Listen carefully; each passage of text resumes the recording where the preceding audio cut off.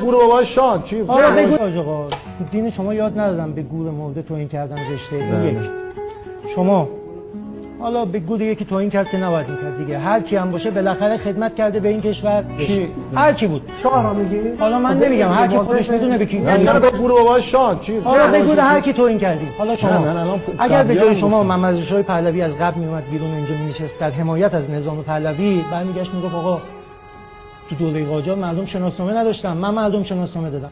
مردم از وبا و بیماری هزار تا کثافتی داشتن میمردن. اجازه بده. بعد 47% دیگه شما میگی 47% دیگه 47% دیگه شما میگی شده 97% و فلان. شام برمیگشت میگه آقا قاجار 10% مردم 10% هم نه 5% مکتب خونه یه دونه دانشگاه تو کشورتون نبود. من اومدم اینا رو ساختم. شاه خدا بیامرز فقط نفت و گاز و پل ورسک رو ولش بکن.